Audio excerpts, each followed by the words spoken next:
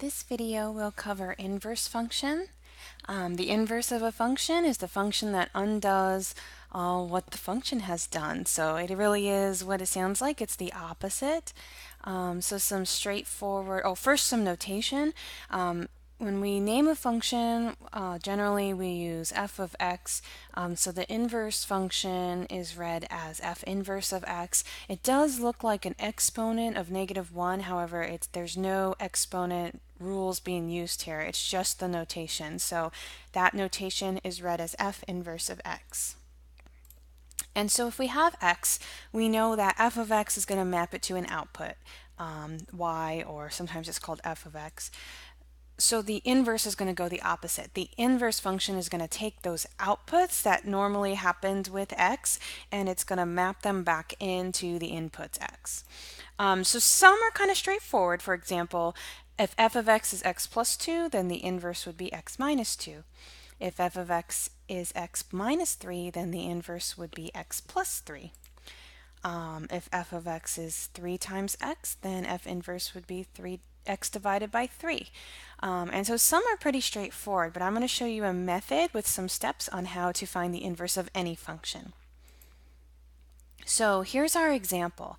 We're going to find the inverse of f of x equals 3x plus 1 all divided by 2.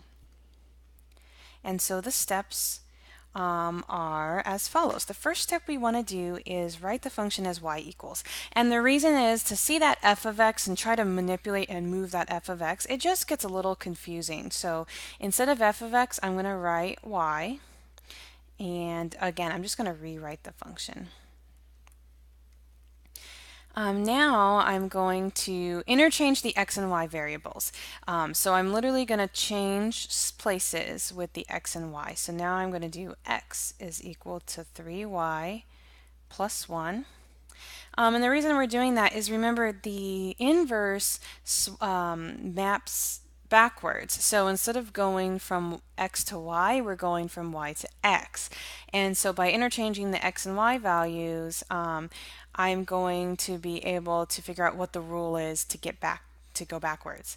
And so to do that, I'm going to rearrange and make y the subject. So I'm going to now do some algebra manipulation, and I'm going to solve for y. And so right now everything's being divided by 2, so I'm going to start by multiplying both sides by 2. That gives me 2x is equal to 3y plus 1. I'm going to now subtract 1 from both sides. Now when you're rearranging the subject, you're still going to have variables on both sides, so that's okay. So we have 2x minus 1 is equal to 3y. And finally, I'm going to divide by 3, and I'm going to get my final rule. So the inverse is y equals 2x minus 1 over 3. And if I want to use the proper notation, I can go back to f inverse. So f inverse of x is equal to 2x minus 1 divided by 3. So here's my original function f, and then there's my inverse. And that's how you find the inverse of any function. You follow these 3 steps. This part right here, there might be, 1 step, 2 step, 3 steps. It really depends on what your original function is. But these same 3 steps will help you find the inverse of any function.